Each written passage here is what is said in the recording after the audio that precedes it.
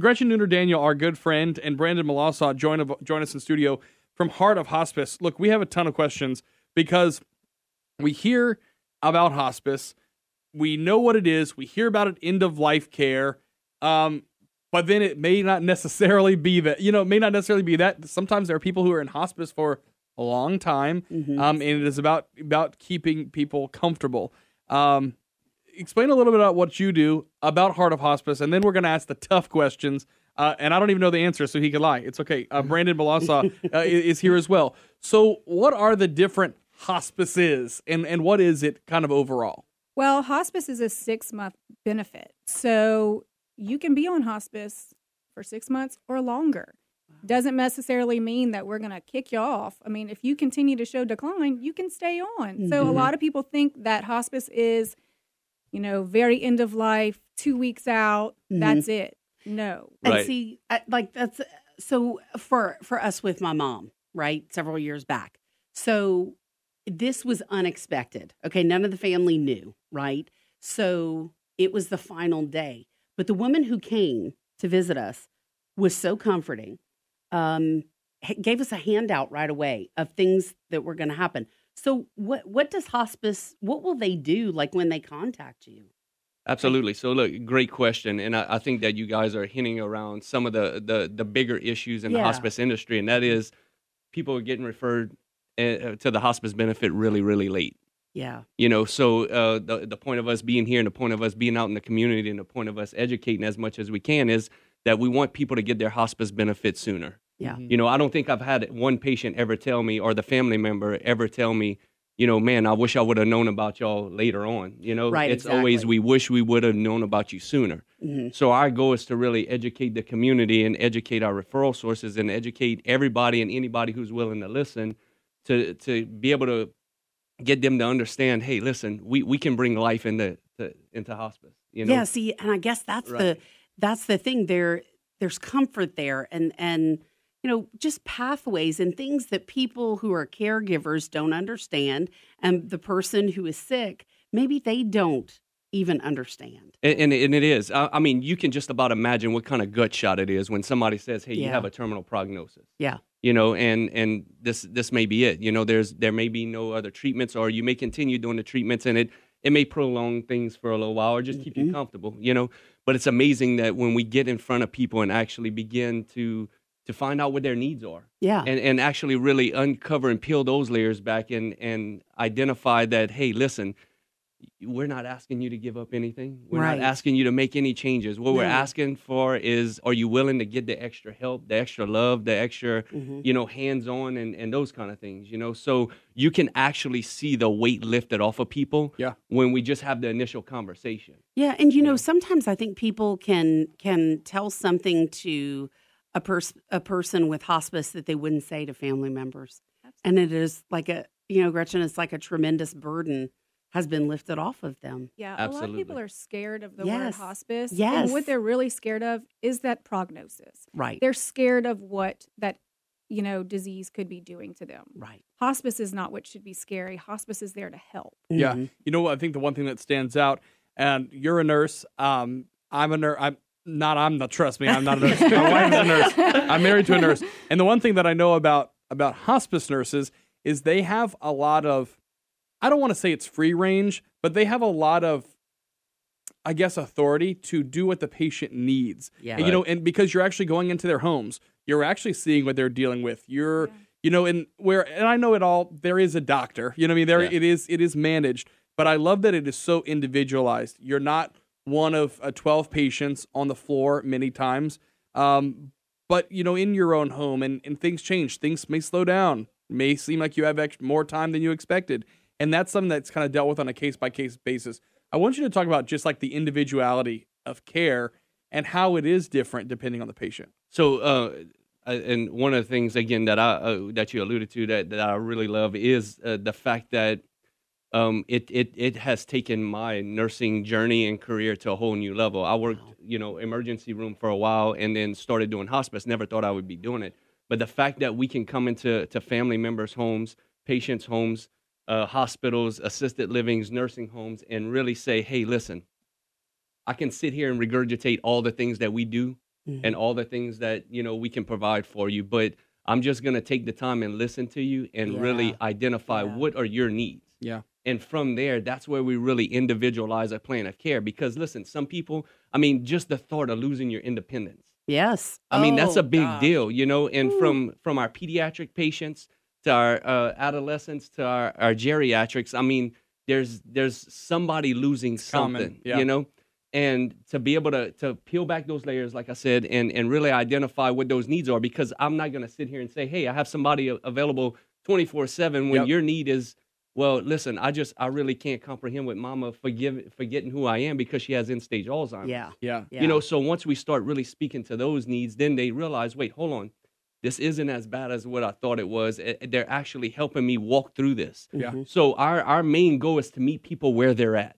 I love that. And not for them to meet us where we are as a hospice. Yeah. It's our job to be the hospice expert. Go meet them where they're at and help them, take them through that journey. And it is, I feel like, as much for the patient as it is for the family who's there.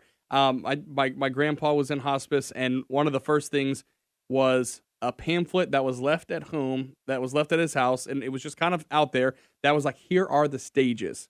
Like, here's what you're going to know, whether it's breathing, whether it's what their fingers look like, whether it's whatever. And you kind of got that gut punch early on, so we weren't freaking out at the end, because we had started to see these phases. And the one thing that stood out, my grandpa was in finance his entire life, okay? Did everyone in my family's tax returns by hand with a pencil, with the form from the post office. That's just how his mind worked. Well, it was Easter Sunday, the beginning of April, and our hospice nurse was great. Her name was Jerry, and she took us out into the driveway and said, he's worried about the taxes. And because tax day was a couple of weeks away, but they had been done because, of course, he had them done since February, and so she said, I encourage you, told my grandmother, I encourage you to go in with him. When you're talking with him, just let him know it's okay. That's all taken care of.